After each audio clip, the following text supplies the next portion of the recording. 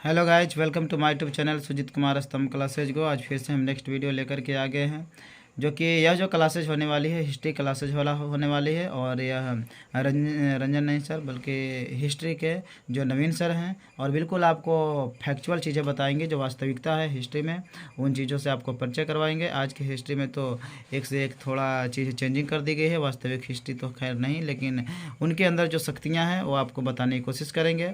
ठीक है, बिल्कुल जो सच्चाई है वास्तविक है उससे परिचित करवाएंगे। ऐसा नहीं कि मानो जाने वाला कॉन्सेप्ट रखते हैं, और बिल्कुल प्रमाणित के साथ, प्रमाण के साथ वह हिस्ट्री पढ़ाते हैं, और इतिहास के जाने माने शिक्षक माने जाते हैं। मुझे ऐसा लगता है कि इस गो या औरंगाबाद की धरती पर ऐसे व्यक्ति नहीं होंगे जो हिस्ट्री का इतनी सारे प्रमाण के साथ बताते होंगे, और फैक्ट के साथ, और सारे चीज़ों के प्रति तर्क की क्षमताएं भी उनके अंदर ही है। और तर्क इतनी ज़्यादा मजबूत है कि किसी भी चीज़ों पर जो बोल रहे हैं उन पर आप अगर तर्क करना चाहते हैं तो वो कर लेंगे, और सारा का सारा चीज़ आपको सही निकलेगा। अब एकदम उस तरह से पढ़ाई जाएगी। ठीक है, तो आप फैक्ट से आप परिचित होइए, क्योंकि आप अगर सेट मारने लगते हैं सबसे पहले तो आपको यह पता नहीं चलता है कि वास्तव में आंसर प्रिंट गलत हुई है या सही हुई है, तो वास्तविकता से आपका परिचय नहीं हो पाएगी। ठीक है, तो इसलिए आप एग्ज़ाम देते हैं तो कहते हैं कि हमने इतना बनाया था लेकिन इतना नंबर क्यों आया, क्योंकि आप सेट मार करके जाते हैं और वास्तविकता से परिचय होती नहीं है, और एग्जामिनर जो होता है सो वास्तविकता को देखता है। तो इसलिए आप वास्तविकता को देखिए और कॉन्सेप्ट के साथ पढ़ना सीखिए, क्योंकि अगर आप रटना सीखिएगा तो जैसा क्वेश्चन आएगा वैसा तो आप बना लीजिएगा, लेकिन अगर आपको घुमा के क्वेश्चन देता है या उसके इर्द गिर्द क्वेश्चन देता है, अगल बगल क्वेश्चन देता है, तो उसको आप सॉल्व कैसे कर पाएंगे। तो इसके लिए तो कॉन्सेप्ट सीखना ही पड़ेगा। और आप अगर सोशल साइंस के भी अगर रटना चाहते हैं तो फिर उसका तो कोई उपाय नहीं है, लेकिन आप अगर कॉन्सेप्ट के साथ अगर पढ़ना चाहते हैं तो स्तंभ क्लासेज में आप ज्वाइन होइए। यहाँ पे ऑफलाइन क्लासेज चलती है 1 बजे से 4 बजे तक चलती है, जिसमें नवीन सर भी पढ़ाते हैं। थर्ड घंटे नवीन सर का ही होता है। फर्स्ट घंटे गौतम सर का होता है जो कि इंग्लिश की पढ़ाई जाती है। सेकंड घंटे रंजन सर की होती है जिसमें मैथ और रीजनिंग पढ़ाई जाएगी।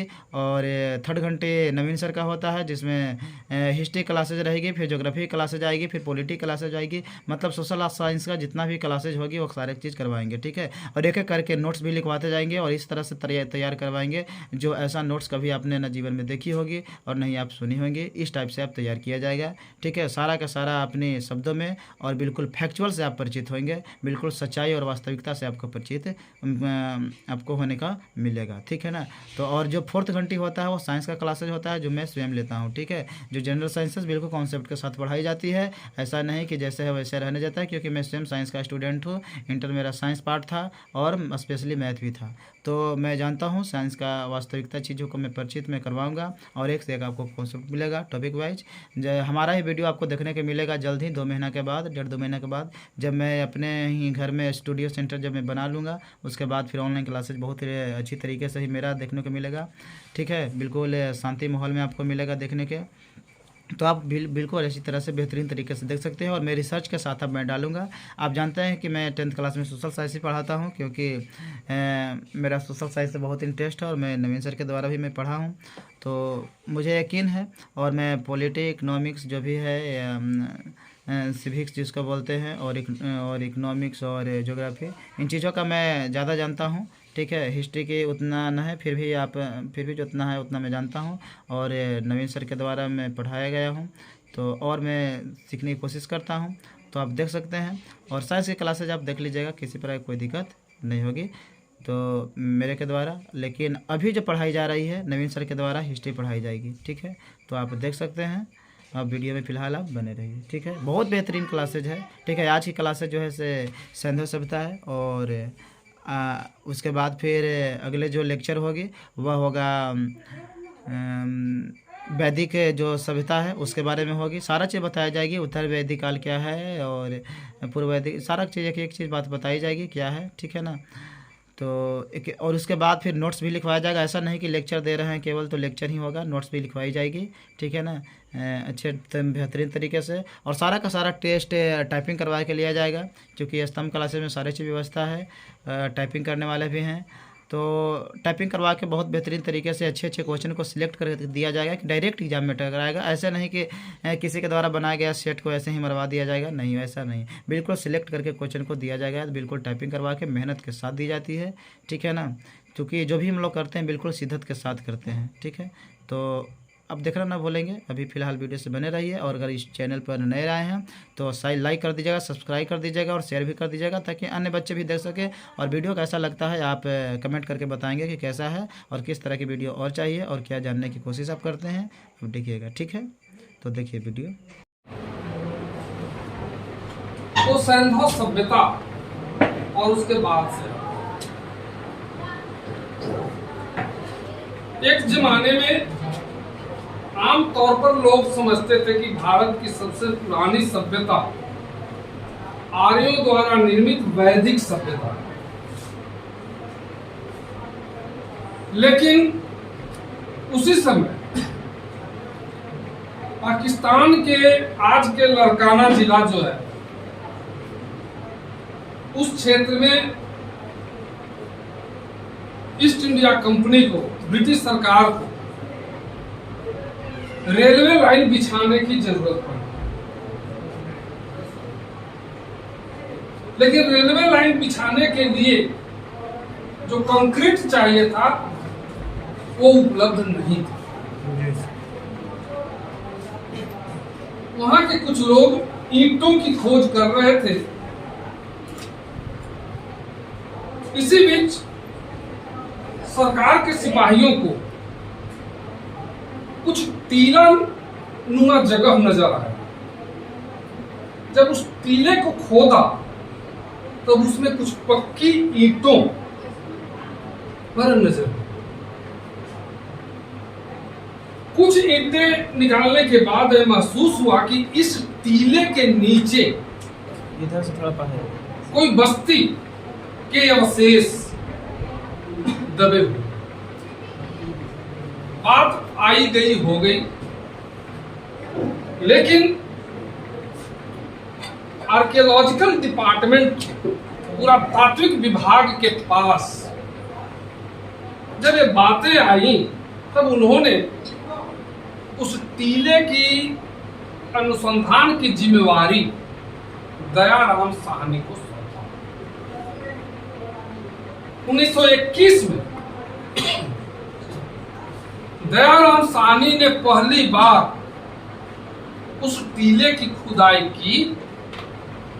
उनके नेतृत्व में खुदाई हुई और तब स्पष्ट हुआ यह कोई साधारण टीला नहीं है, बल्कि इसके नीचे एक विकसित सभ्यता के अवशेष छुपा हुआ।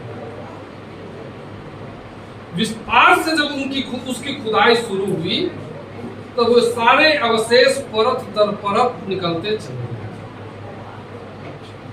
उसके अगले ही साल यानी 1922 में इसी सिंधु नदी, यह जो खोज हुई, यह इसका नाम था हड़प्पा।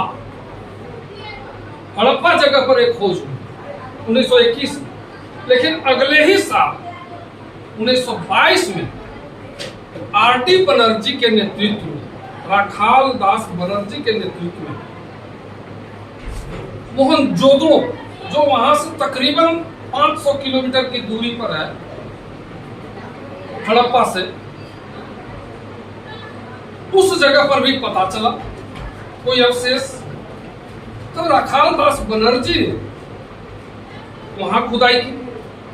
वहां भी एक विकसित नगर व्यवस्था का पता चला। चूंकि पहली बार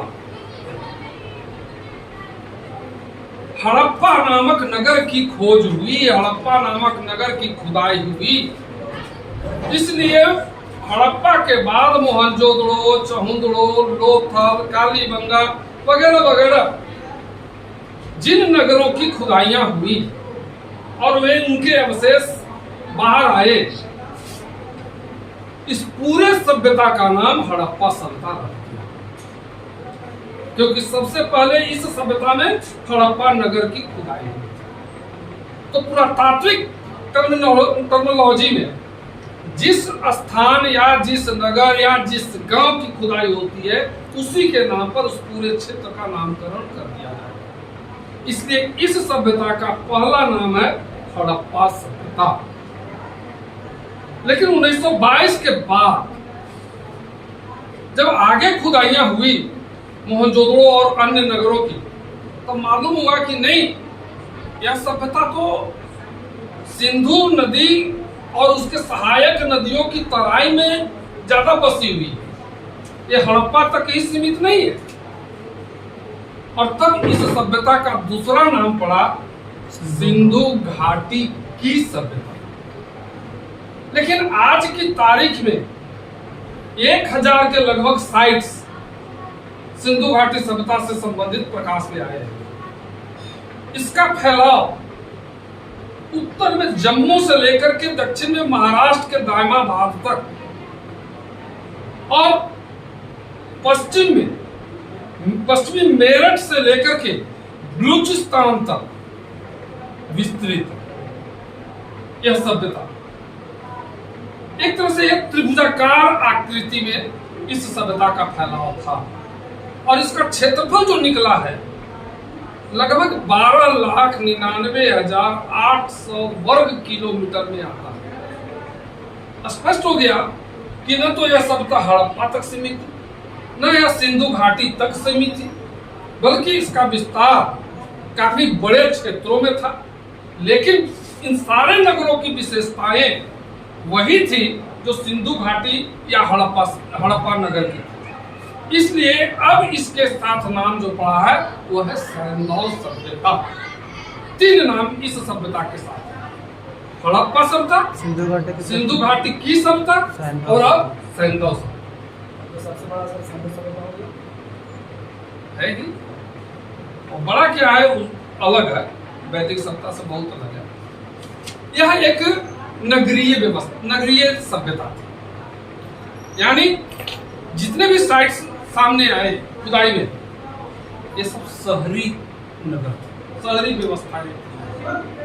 ग्रामीण, जैसे वैदिक सभ्यता आगे आप देखेंगे तो ग्रामीण सभ्यता थी, गांवों में लोग बसते थे। सैंधव सभ्यता के लोग नगरों में बसते थे।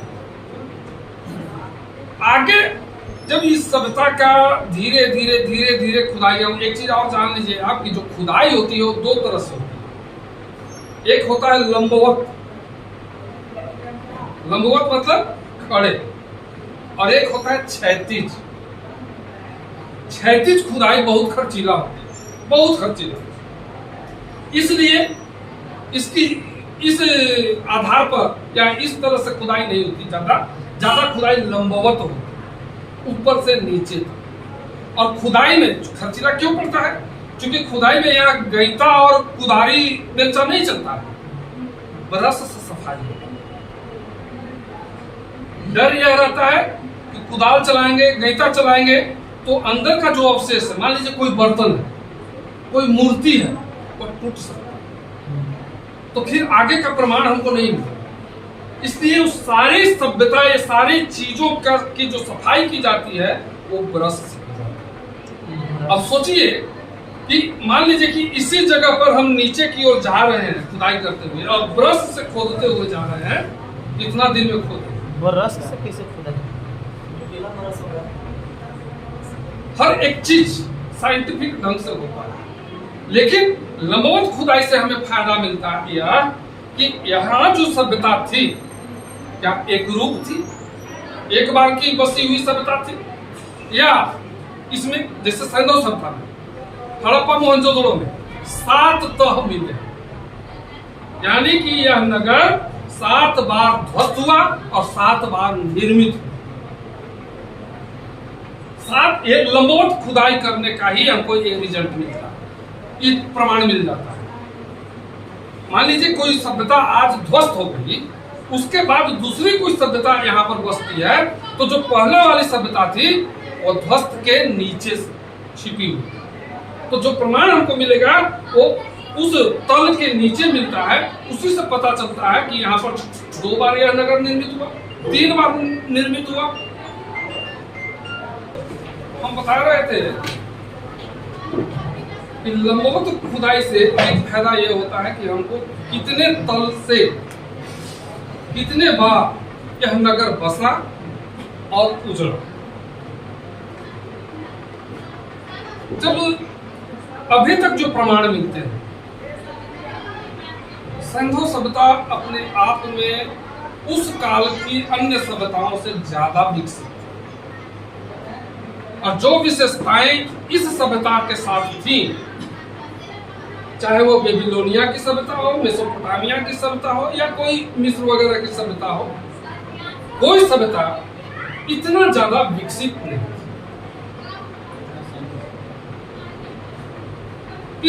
इस सभ्यता की जो विशेषताओं पर यदि हम ध्यान दें,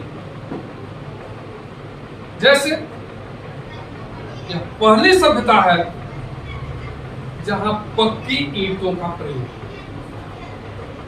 पहली सभ्यता दुनिया में पहली बार पक्की ईंटें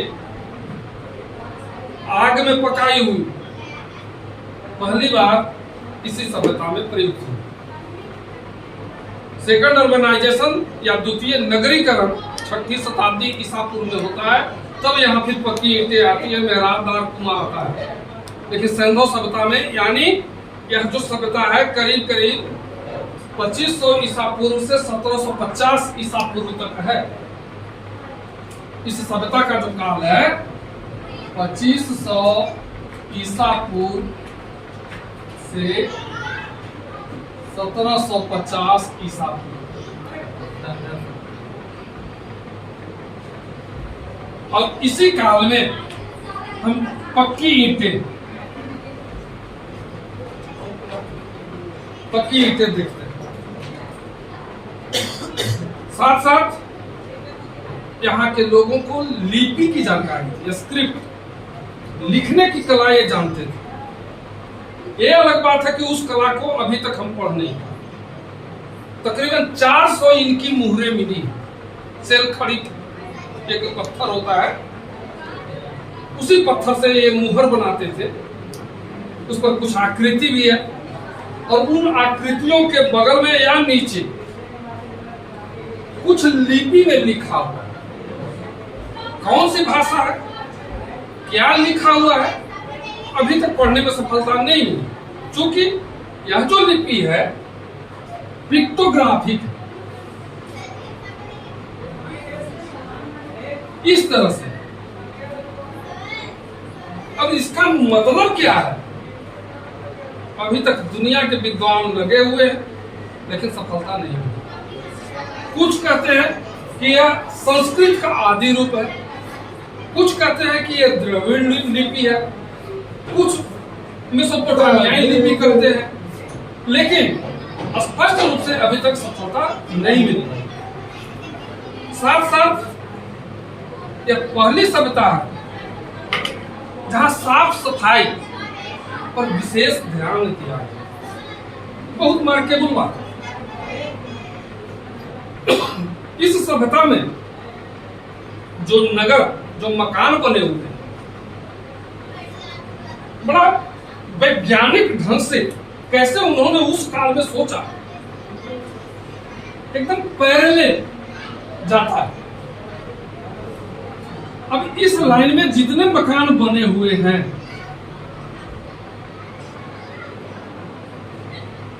सब एक लाइन से है। इनका दरवाजा, आश्चर्य की बात है कि मेन सड़क की तरफ नहीं खुलता, गली की तरफ।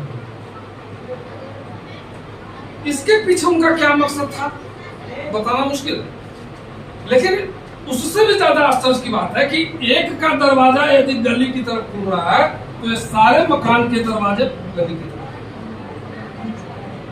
आज हम 21वीं सदी में मकान जो बना रहे हैं, इनका दरवाजा उत्तर में है तो हमारा दरवाजा दक्षिण में रहेगा।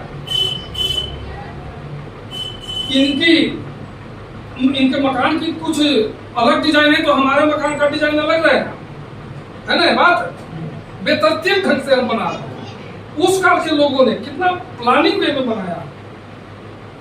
आज भी भारत में कोई एक नगर नहीं है सिवाय चंडीगढ़ को छोड़कर जो नियोजित स्थिति में बसा हुआ है। कोई नगर नहीं, बॉम्बे हो, दिल्ली हो, ढाका हो, चेन्नई हो, बंगलोर हो, कोई नगर विकसित भले ही है, लेकिन वहां के जो स्थिति है, नियोजन के आधार पर कोई मकान नहीं बना। एक चंडीगढ़ है, क्योंकि चंडीगढ़ बहुत बाद में बसाया गया। ये नेहरू जी की प्लानिंग थी और उस प्लानिंग के तहत उस नगर को बसाया गया, इसलिए वहां नियोजित है। लेकिन हम देखते हैं कि 2500 ईसा पूर्व में सिंधु सभ्यता के नगर एकदम प्लान्ड वे में बसाए गए, सभी एक लाइन से बसे हुए हैं। ये मेन सड़क है, ये मेन सड़क ऐसे जा रहा है। दूसरी जो मेन सड़क है एकदम समकोण पर काट रहा है। अब इसके किनारे भी मकान बने हुए हैं दोनों तरफ सड़क के, ठीक है। अब अच्छा, अब जितनी भी गलियां हैं, गलियों की सड़कें हैं और मेन जो सड़क है सभी एक दूसरे को समकोण पर काटते हैं। सब गली भी आकर के मेन सड़क से मिलती है। और उससे भी आश्चर्य की बात कि 2 से 3 मंजिल तक के मकान बने हुए हैं और ऊपर तक यानी ऊपरी मंजिल तक स्नान गृह हम पाते हैं। फिर स्नान गृह से जो पानी निकल रहा है वो एक नाली के माध्यम से आंगन में आता है। आंगन की नाली फिर निकल करके मकान से बाहर निकलती है और ये सड़क के किनारे दोनों पर एक नाली बनी हुई पक्की ईंटों से। एक पक्की ईंटों से बनी हुई भी है और जगह जगह इनको पक्की ईंटों से या पत्थर के स्लैब से ढका गया। नाली खुली कहीं नहीं है, सब ढकी हुई। आज तुम लोग है तो ऊपर के मंजिल से जो पानी का निकास होता है वो आंगन तक आता है और फिर आंगन की नाली वो सारा पानी लेकर के सड़क किनारे जो नालियां बनी हुई है इसमें आकर के मिल जाता है। ये दोनों किनारे, सड़क के दोनों किनारों वाली नालियों को या तो पक्की ईंटों से या पत्थर के स्लैब से ढक दिया गया है।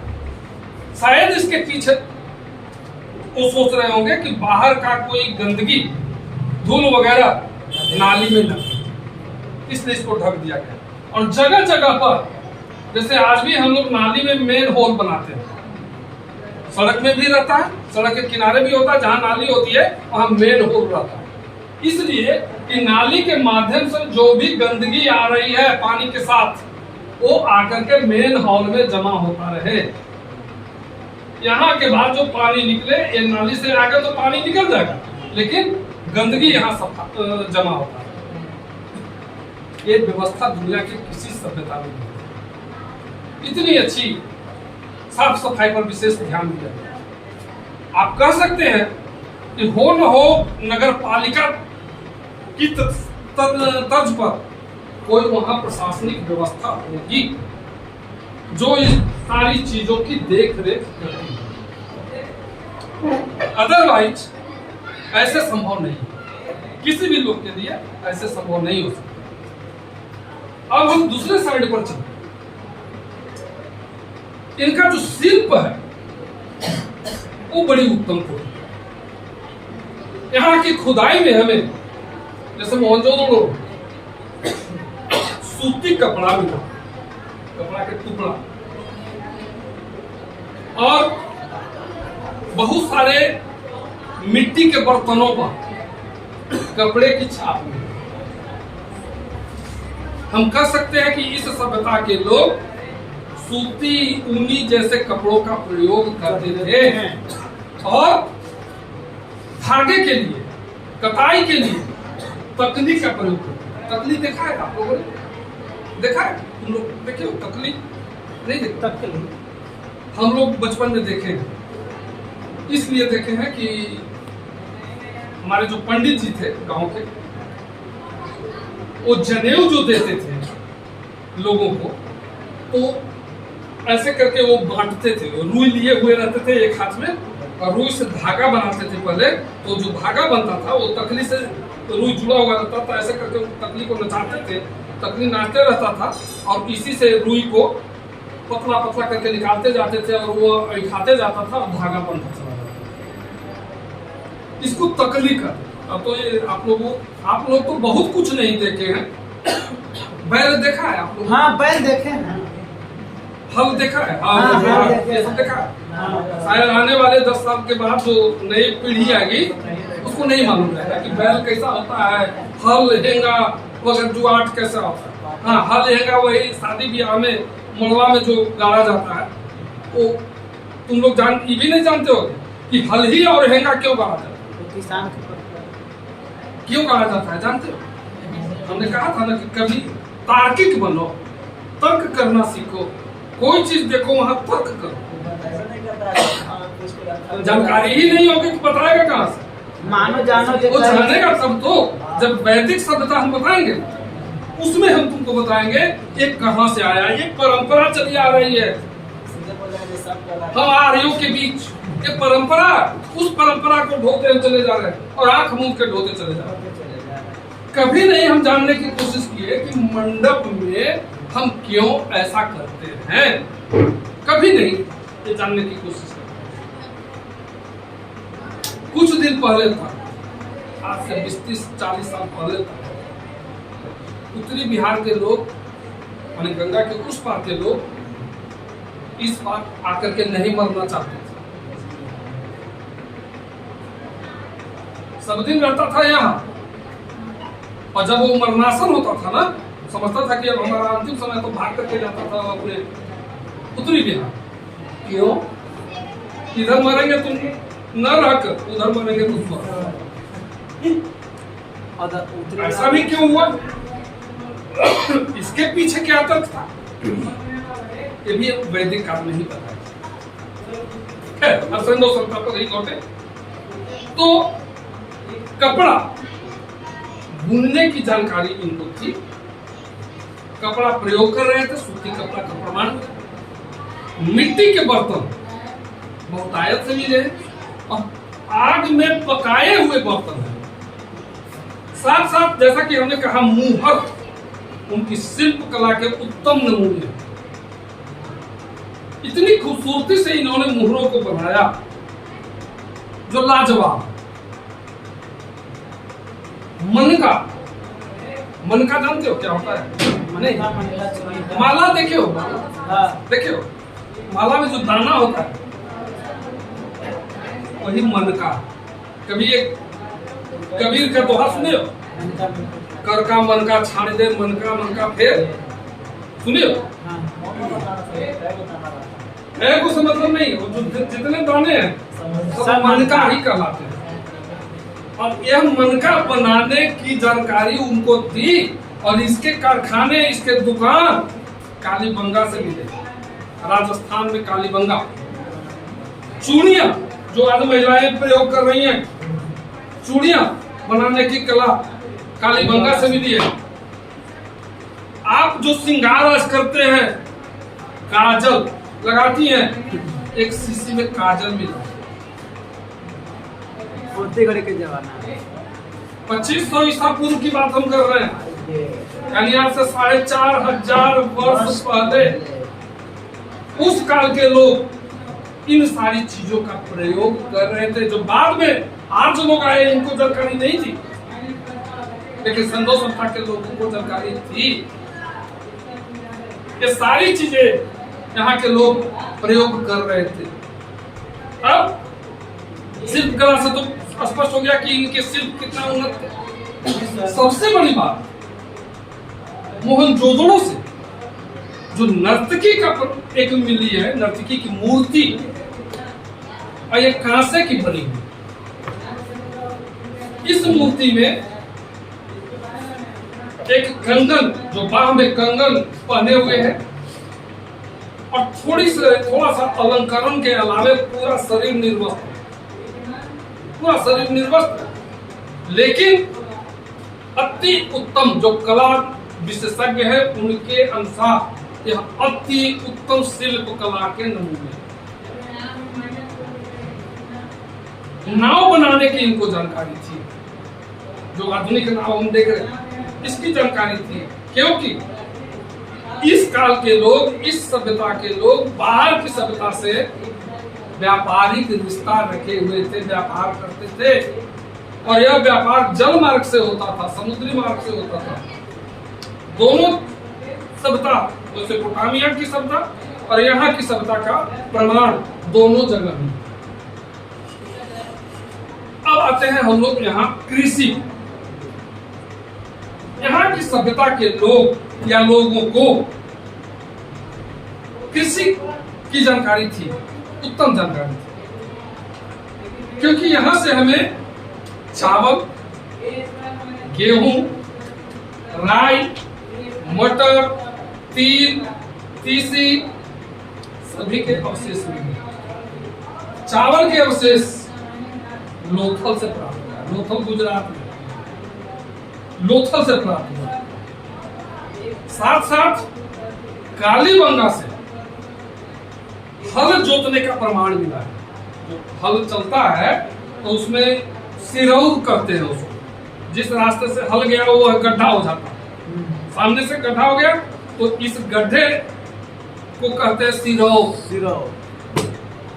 इसके प्रमाण कालीबंगा से मिले। स्पष्ट है कि वे हल चलाते थे, हल का प्रयोग करते थे, लेकिन इस हल को बैल खींचते थे, आदमी खींचता था, हम नहीं बता सकते। इसके कोई प्रमाण नहीं। जब तक प्रमाण नहीं मिलते तब तक स्पष्ट रूप से हम नहीं बता सकते, लेकिन इतना कर सकते हैं कि यहाँ खेती की उत्तम जानकारी थी, तब तो इतने फसल यूज हो रहा था, उपजाया जा रहा था। आगे इनको सिंचाई की जानकारी थी, क्योंकि ये नदी घाटी में बसे हुए थे। मोहनजोदड़ो से, सिंधु नदी से ये अपने खेतों की सिंचाई करते थे और फिर अपनी फसल लेते थे। इनके यहाँ कृषि के बाद दूसरा जो महत्वपूर्ण व्यवसाय नजर आता है वो पशुपालन। इनको गाय, बैल या सांड कहिए, हाथी, शेर, भेड़, बकरी, सुअर, कुत्ता, बिल्ली, ये सभी जानवर से ये परिचित है। कुत्ते और बिल्ली के कोई अस्थि नहीं मिला, लेकिन उनके पंजों के निशान मिले। नहीं, आप नहीं कर सकते। कोई प्रमाण मिले तब तो हम कर सकते हैं। बैल का जो प्रमाण मिला है वो ऊपर वाला सांड, क्योंकि जो मोरों पर आकृति बनी हुई है वो सांड की आकृति बनी है, तो हम नहीं कर सकते। जब तक कि हम उस लिखावट को नहीं पढ़ रहे तब तक हम नहीं कर सकते कि बैल जीता था या आदमी। पशुपालन में अच्छा, कुबड़ वाला सांड आज भी आप गांव देहात में बसहा बैल को देखते हैं तो बड़ा धार्मिक रूप से भाव विभोर हो जाते हैं। ये तो भगवान शंकर की सवार नंदी आए है ना। उस काल में भी अधिकांश मोहरों पर ऐसे कुबड़दार सांड की आकृति हुई है, जिससे हम अनुमान लगा सकते हैं कि यहाँ के लोग ऐसे बैलों को, सांडों को शायद धार्मिक दृष्टि से देखते होंगे। आश्चर्य की बात यह है कि घोड़ा और बाघ, ये दो चीज, सॉरी, घोड़ा और शेर की जानकारी शायद इनको नहीं। घोड़ा का एक बहुत छोटा सा प्रमाण मोहनजोदड़ो से मिला, एक अस्थि मिली, जिसको लोग कहते हैं कि यह बहुत बाद की। इसमें अभी अनुसंधान चल रहा है और विवाद है, लेकिन स्पष्ट रूप से नहीं कर सकते कि सैंडो सत्ता के लोगों को घोड़े की जानकारी थी या शेर की जानकारी थी, लेकिन अन्य जानवरों से वो परिचित है। पशुपालन के बाद व्यापारिक स्थिति जो इनकी थी, आंतरिक व्यापार भी होता होगा और बाहरी व्यापार भी होगा। खासकर मेसोपोटामिया के साथ इनका व्यापार होता था। मेसोपोटामिया के अभिलेखों में 3 शब्द आ गए, दिलमुन, मक्कन और मेलुहा। ये 3 शब्द मार्केबुल है। दिलमुन, मक्कन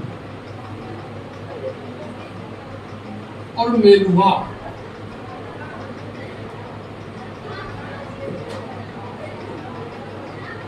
दिलमुन का अभिप्राय जो है वो बहरीन से, बहरीन को इन्होंने, जो ईरान के निकटवर्ती प्रदेश है, उसको इन्होंने दिलमुन कहा।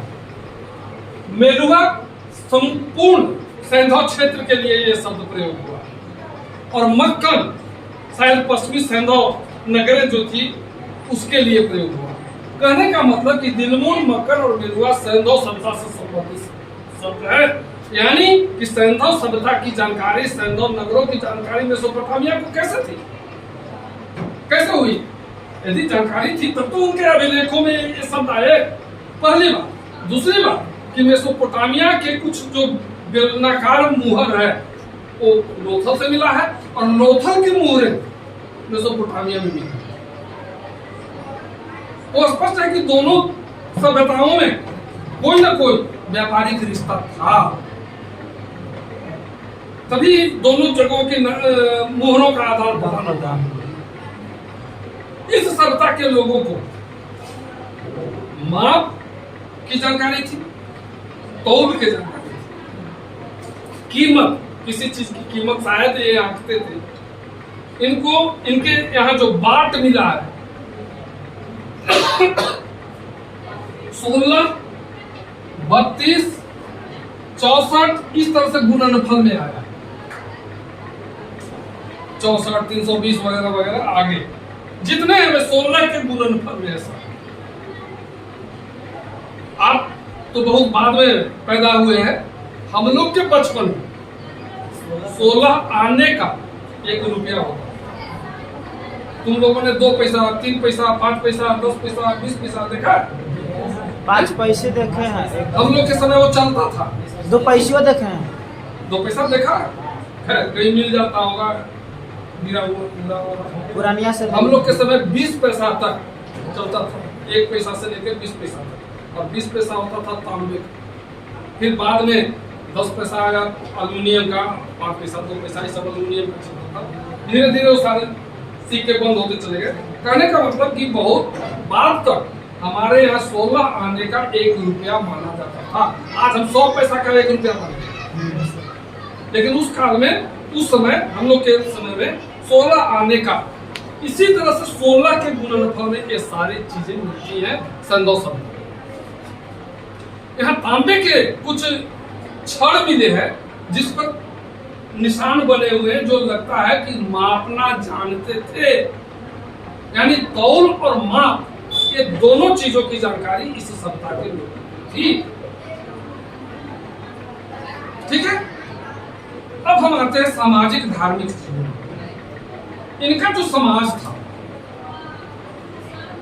कैसा था, स्पष्ट रूप से तो हम नहीं कह सकते, क्योंकि ऐसा कोई विशेष प्रमाण तो मिला नहीं जब तक कि हम उनकी अभिलेख पढ़ नहीं पाते हैं।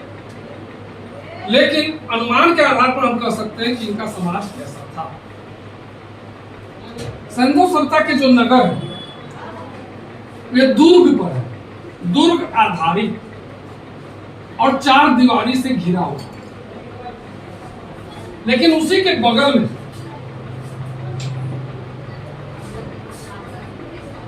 कुछ 2 रूम और 1 रूम का मकान बना,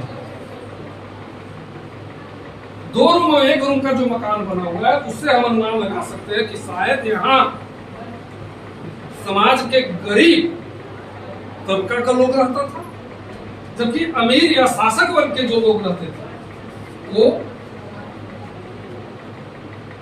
जो बड़े बड़े मकान बने हुए थे उसमें।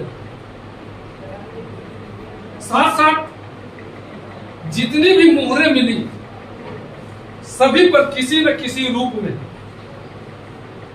मातृ देवी की आकृति होती है। तो अनुमान लगता है मिस्र की सभ्यता की तरह यहाँ भी शायद इनका समाज मातृसत्तात्मक था। मातृसत्तात्मक का मतलब किसी परिवार में माताओं की प्रधानता। इनका परिवार जो चलता, हम लोग का परिवार कैसे चलता है, पितृसत्तात्मक, यहाँ पुरुष की प्रधानता है, पिता से हम लोग सब कुछ आगे बढ़ते हैं।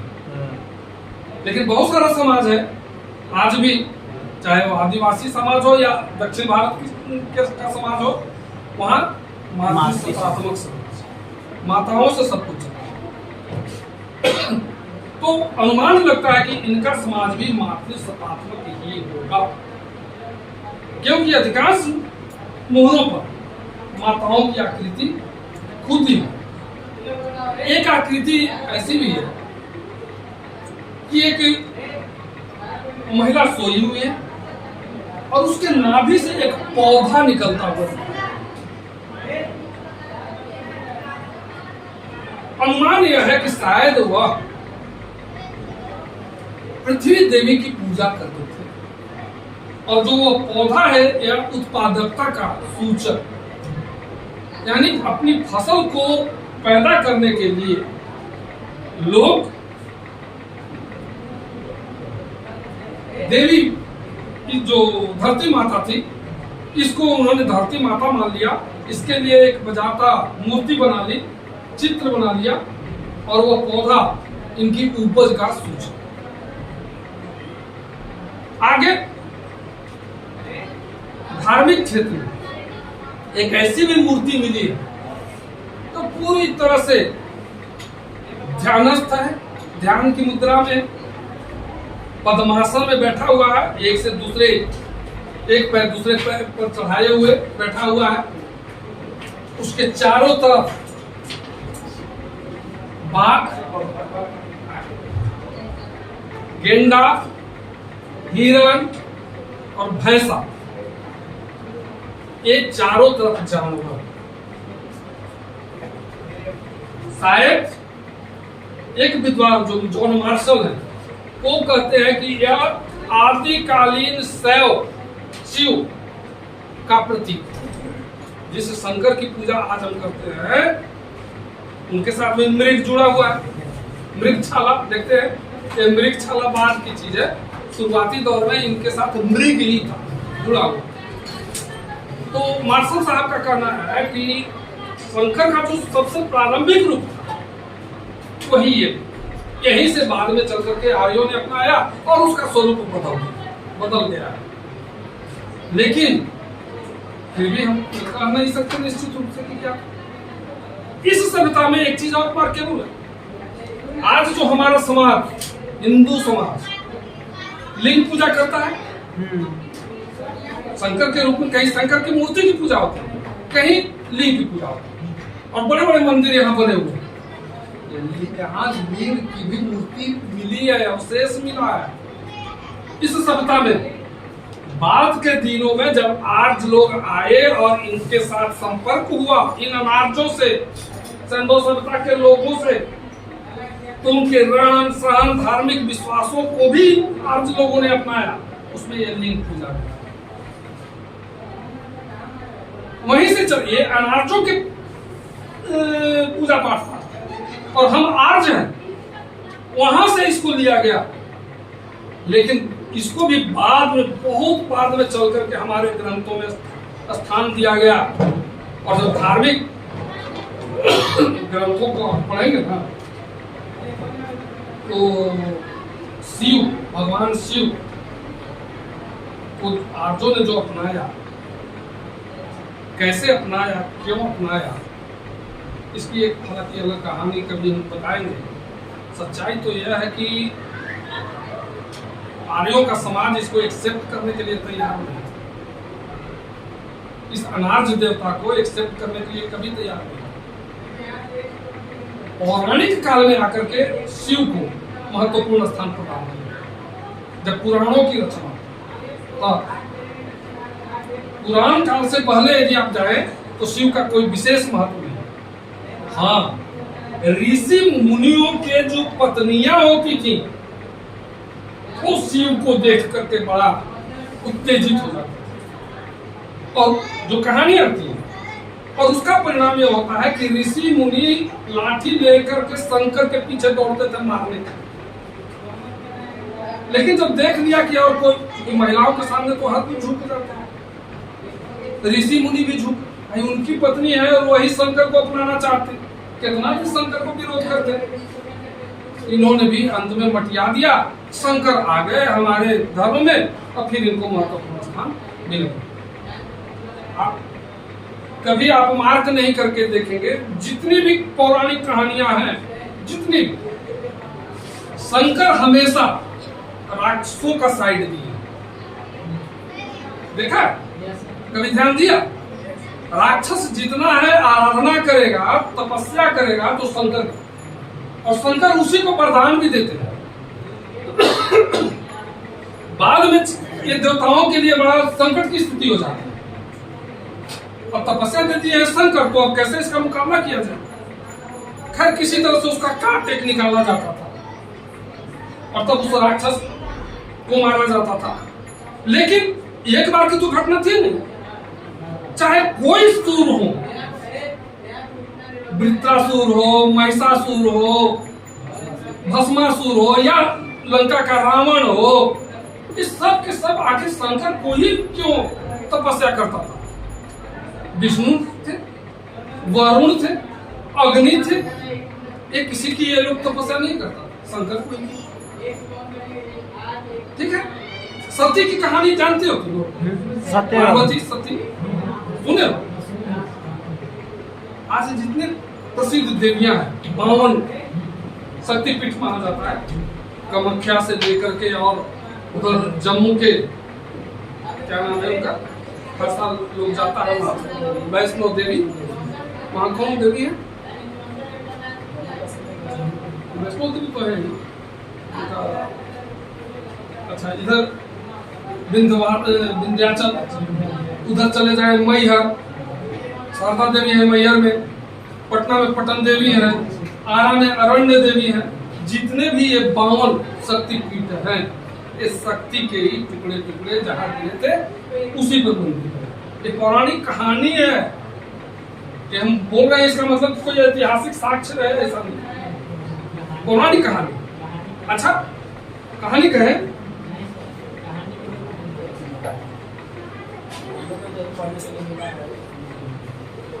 जो, अच्छा संक्षेप में हम बता देते हैं। सती बचपन से ही शंकर को अपने पति रूप में पाने के लिए तपस्या की।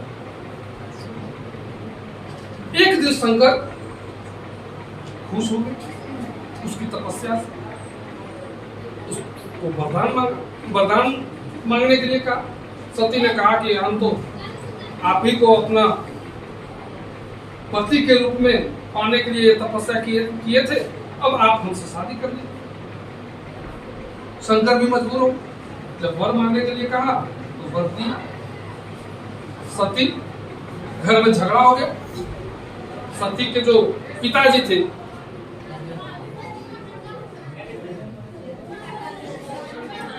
और उनकी माता, विवाद हो गया। उनके पिताजी तैयार नहीं थे शंकर से अपनी बेटी के ब्याह करने के लिए, लेकिन सती जिद जब पकड़ ली, हम शादी करेंगे तो बस इन्हीं से करेंगे, कोई चारा नहीं था, शादी हो चले। सती के जो पिताजी थे उन्होंने एक यज्ञ किया, और उस यज्ञ में सारे देवताओं और ऋषि मुनियों को इनवाइट किया गया, तो शंकर को इनवाइट किया। शंकर जो उनके दामाद भी थे उनको इनवाइट नहीं किया, लेकिन उनकी बेटी को यानी सती को इस बात की जानकारी हो गई। बेटी दौड़ी हुई आई अपने पिता के पास और लड़ पड़ी अपने पिता से। जब सारे देवताओं और ऋषि मुनियों को आपने आमंत्रित किया, मेरे पिताजी, मेरे पति ने कौन सा अपराध किया था, आपने इनवाइट नहीं किया। वहां देखी सती कि हवन कुंड बना हुआ, उसमें हवन हो रहा है, आग जल रही है। यहां भी सती के जो पिताजी थे उन्होंने बहुत शंकर के बारे में उल्टा सीधा कहा, इससे सती आक्रोशित हो गई और उसमें कूद पड़ी, हवन कुंड में कूद पड़ी। सती के हवन कुंड में कूदने की जानकारी जो भूत प्रेत शंकर के सहचर थे वे दौड़े हुए गए, शंकर को सुनाया, मैसेज दिया कि भाई सती तो सती हो गई। अब शंकर वहां से दौड़े हुए इस स्थिति को देखकर उनका जो क्रोध था आउट ऑफ कंट्रोल हुआ, सती की लाश को हाथ पर उठाया और वही नृत्य यानी क्रोध से कांप रहे थे और ऐसा जान पड़ा यह पूरी दुनिया को, पूरे संसार को ये भस्म कर देंगे। देवताओं में हड़कंप हुआ। अब शंकर के आक्रोश को शांत कौन करे? कोई उपाय नहीं। लोग दौड़े हुए विष्णु के पास। तब वही विष्णु ने चक्र सुदर्शन निकाला अपना, और सती को जो ऐसे पकड़े हुए थे, चक्र सुदर्शन को आदेश हुआ टुकड़ा टुकड़ा करके सती की लाश को गिराना शुरू। अब शंकर तो उड़ रहे थे अपनी पत्नी की लाश को लेकर के, कभी यहां से वहां, कभी वहां से वहां। उनको तो नजर भी नहीं पड़ रही थी कि क्या हो रहा है मेरी पत्नी की लाश के साथ। वो तो क्रोध से कांप रहे थे, आंखें बंद थी। लेकिन इसी बीच चक्र सुदर्शन ने उनकी लाश को टुकड़े टुकड़े कर दिया और वही लाश कामाख्या से लेकर के जम्मू और जहां तहां गिरा, जहां गिरा वहां बाद के दिनों में मंदिर बनाया। लेकिन इस कहानी के पीछे जो तर्क है वो है यह कि यहाँ भी शंकर को उन्हीं के ससुर ने इनवाइट नहीं किया। क्यों नहीं किया? क्योंकि ये आर्यों के देवता थे ही नहीं मूल रूप से, ये तो अनार्यों के देवता थे। वहां से आर्य समाज में बहुत बाद के दिनों में आए हैं, पौराणिक काल में आए हैं, और तब इसके लिए इन सारी कहानियों की रचना हुई। सैंधव सभ्यता में जो ये मूर्ति मिली है, सिर्फ पद्मासन लगाए हुए मूर्ति, इस शंकर का आदि रूप है कि नहीं है कहना मुश्किल है। लेकिन ऐसी मुद्रा में एक धार्मिक गुरु या धार्मिक ऋषि की मूर्ति मिली, कोई मंदिर नहीं मिला, कोई मंदिर नहीं मिला। धर्म के साथ साथ अब यहाँ की संस्कृति क्या थी, साहित्य क्या था, विज्ञान क्या था, हम नहीं कर सकते। इसलिए नहीं कर सकते कि जब तक कि उनकी लिपि हम न पढ़ लें तब तक हम नहीं कर सकते। इसका तो कोई प्रमाण मिलता नहीं। बाद 1750 ईसा पूर्व तक पहुंचते पहुंचते इस सभ्यता में गिरा और इसका क्षरण, इसका पतन हो।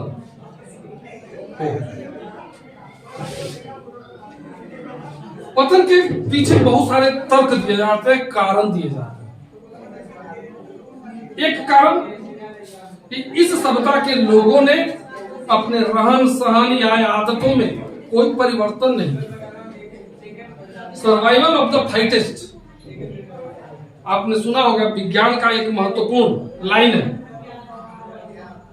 सरवाइव करने के लिए आपको जो सबसे मजबूत होता है ना, वही सरवाइव आगे दुनिया में कर सकता है। और उसके लिए आपको परिवर्तन करना पड़ेगा अपने आप को। जो व्यक्ति अपनी आदतों में परिवर्तन नहीं कर पाता वो समाप्त हो जाता है, आगे नहीं जा पाता। शायद सैंधव सभ्यता के लोगों ने अपनी विशेषताओं में, अपने हर चीजों में बदलाव नहीं किया, क्योंकि जो हम उनके नगर नियोजन देखते हैं जो 2500 ईसा पूर्व में था, वही 1750 ईसा पूर्व के बाद तक हम देखते हैं। कोई अंतर नहीं है, पक्की ईंटों के आकार प्रकार में कोई अंतर नहीं है। शायद जब वो अपनी आदतों में, अपने रहन सहन में परिवर्तन नहीं कर सके, शायद इसी कारण से उनका पतन होता चला। दूसरा कारण जो बताया जाता है कि यह सभ्यता, इस सभ्यता के कुछ नगर आग से बर्बाद हुए, क्योंकि मोहनजोदड़ो के कुछ घरों में आग लगाई गई है या लग गई है, जले हुए पदार्थ के अवशेष मिले, जली हुई चीजों के अवशेष मिले। कहीं न कहीं यहाँ आग लगा है। साथ साथ एक और तर्क दिया जाता है कि बाढ़ से यह सभ्यता नष्ट हुई और हड़प्पा मोहनजोदड़ो जैसे नगर पर बाढ़ का अटैक हुआ इसका प्रमाण मिलता है, क्योंकि यहाँ के जो नगर है वो ऊंचे टीलों पर बनाए गए हैं, चबूतरा पर। चबूतरा के ऊपर बनाने का मतलब ही है कि यहाँ बाढ़ आता था, शायद सिंधु नदी की बाढ़ आती थी। और एक चीज तो और, ऋग्वेद में भगवान इंद्र को पुरंदर कहा गया। पुरंदर का मतलब सबसे बहुत महत्वपूर्ण देवता है। ऋग्वैदिक काल में आर्यों के सबसे मुख्य देवता कोई है तो इंद्र, जिसके लिए पूरे ऋग्वेद में 275 मंत्र दिया गया। 275 बार इंद्र की चर्चा है। इतनी बार किसी और देवी देवता का चर्चा नहीं है। देवियों की तो चर्चा ही नहीं है, बहुत कम। देवताओं जो है उनमें उनको में किसी की इतना महत्व नहीं दिया गया जितना इंद्र का। और इंद्र को कहा गया पुरंदर। पुरंदर का मतलब होता है दुर्गों को तोड़ने वाला। शायद आर्यों ने सिंधु सभ्यता के नगर जो दुर्ग पर बने हुए थे उन दुर्गों को तोड़ा, जिसके कारण इंद्र का नाम पुरंदर पड़ा। एक वृत्रासुर की जो कहानी अभी कह रहे थे, वृत्रासुर कुछ और नहीं है। सिंधु सभ्यता, सिंधु जो नदी थी उसकी धारा में बदलाव आया, उसमें कहीं ना कहीं मिट्टी का जमाव हुआ, उसकी धारा अवरोध हो गया। और अवरोध वाली जो धारा थी, जल था, वो सिंधु सभ्यता के नगर हड़प्पा मोहनजोदड़ो की ओर मुड़ गया। उस धारा को तोड़ने का काम, उस दुर्ग को तोड़ने का काम इंद्र ने किया था, यानी आर्यों ने किया था। इसलिए इस देवता का नाम पुरंदर। एक भी तर्क दिया जाता है। दूसरा तर्क यह दिया जाता है कि बड़ा वैज्ञानिक तर्क है, बगल का जो रेगिस्तान था वो दिन ब दिन फैलता जा रहा था। और रेगिस्तान की एक विशेषता होती है कि उसके बालू, आप रेगिस्तान में जाएं, कभी राजस्थान में जाएं तो देखेंगे पश्चिमी राजस्थान में कि जब आंधी आएगा ना, ये साधारण हवा भी उड़ती रहेगी तो भी ऐसे भी आप जा रहे हैं रोड पर ना, तो आपका शरीर बालू से भर जाएगा। ट्रेन पर जा रहे हैं तो ट्रेन में आपका शरीर बालू से भर जाएगा, सीट पर बालू भर जाएगा, क्योंकि हवा के साथ खाली बालू के कण उड़ते हैं। और आंधी आ गई तब तो कहना ही नहीं है कि कितना बालू उड़ेगा। यह बालू जहां भी जिस खेत में जाकर के गिरा, उस खेत में एक परत जमा होते चला जाता है बालू। तो जहां बालू की परत धीरे धीरे जमा होते चला जाएगा, वह खेत अनुर्वर होता जाएगा, ऊसर होता चला जाएगा, वहां की मिट्टी फिर खत्म हो जाएगी। तो एक अनुमान यह लगता है कि बगल का जो रेगिस्तान था, इसी तरह से उसका फैलाव होता चला गया सिंधु क्षेत्र में। और इस क्षेत्र के लोग अपने मूल क्षेत्र को छोड़कर के, मूल जगह को छोड़कर कहीं और चले गए, क्योंकि यहाँ की मिट्टी अनुर्वर हो गई, तो अपनी जगह को छोड़कर के कहीं दूसरे जगह जाकर के बस गए, यह जगह वीरान हो गया। इसका एक और जो महत्वपूर्ण तर्क दिया जाता है, किसी न किसी रूप में आर्यों के द्वारा इस सभ्यता का पतन किया। मोहनजोदड़ो से एक कुएं के पास, एक घर के कुएं के पास दर्जन भर मानव अस्थि पंजर मिला, यानी आदमी के कंकाल और उस पर कटे का निशान। विद्वानों का अनुमान है कि आर्यों के पास हथियार थे, उनके पास रथ भी थे, घोड़े भी थे। और यह सभ्यता जो थी सिंधु सभ्यता, एक शांति प्रिय सभ्यता थी। यहाँ किसी तरह के कोई हथियार का प्रमाण नहीं मिला है अभी तक नहीं। यह शांति प्रिय सभ्यता थी, जबकि वह लड़ाकू सभ्यता थी। वैदिक सभ्यता के लोग लड़ाकू थे। तो आज लोग अपने रथों के साथ, घोड़े के साथ जब आए, उनके पास चूंकि तांबे या कांसे का हथियार था, उन्हीं हथियारों से सिंधु सभ्यता, मोहनजोदड़ो, हड़प्पा के लोगों को इन्होंने काटा। और इसीलिए एक घर के पास सामूहिक रूप से दर्जन भर के हिसाब से अस्थि पंजर मिलता। ये सारे जो तर्क दिए गए, ये अपने आप में कोई माकूल तर्क नहीं, कोई तर्क माकूल नहीं। जैसे अभी हमने कहा आपको अस्थिपंजर बन गया, कटे का निशान, ठीक है, कटे के निशान तो है, लेकिन ये अस्थिपंजर किस काल के हैं? एक काल के ये सारे अस्थिपंजर नहीं है, कोई 100 साल पुराना है, कोई 200 साल बाद का है। तो क्या जब 200 साल बाद का है और कुछ पहले का है, तो आप नहीं कह सकते कि आर्यों ने आक्रमण किया था और एक साथ इनको काटा था, इन पर आक्रमण किया था, ये तो नहीं कर सकते। रही दूसरी बात, जब सिंधु सभ्यता में रेगिस्तान का ही फैलाव हो रहा था, रेगिस्तानी फैलाव से ही सभ्यता का पतन हुआ, तो फिर एक जगह में फैलाव होगा।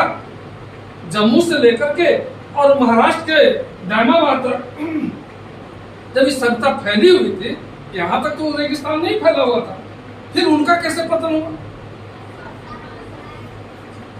कहीं कोई विशेष तर्क नहीं है, अभी सब केवल और केवल अटकलबाजी है। किस कारण से इस सभ्यता का पतन हुआ, निश्चित रूप से कुछ नहीं कहा जा सकता, लेकिन 1750 ईसा पूर्व तक आते आते इस सभ्यता का पतन हो जाता है और आगे चल करके तकरीबन 150-200 साल के बाद एक दूसरी सभ्यता की यहाँ शुरुआत होती है, जिसको हम लोग वैदिक सभ्यता कहते हैं, जिस पर बाद में चर्चा। सबसे पहले सब हड़प्पा सभ्यता है भारत में सिंधु सभ्यता, हड़प्पा सभ्यता एक ही है, क्योंकि हड़प्पा नाम दिया गया हड़प्पा के सबसे पहले खुदाई, इसलिए पहले हड़प्पा सभ्यता नाम दिया गया। आगे चल करके मोहनजोदड़ो चौंदड़ो की खुदाई हुई, जो सिंधु नदी की तराई में थी, तो ऐसे पता चला कि ये तो सिंधु सभ्यता है, सिंधु घाटी की सभ्यता है। लेकिन जब महाराष्ट्र से लेकर के जम्मू तक पता चला, इधर बलूचिस्तान से लेकर के पश्चिमी यूपी तक पता चला, तब कहा गया कि नहीं, ये सिंधु घाटी तक सीमित नहीं है। लेकिन इन सारे नगरों की भी विशेषता वही है जो सिंधु घाटी के नगर, तो इसलिए इसका नाम पड़ गया सिंधु।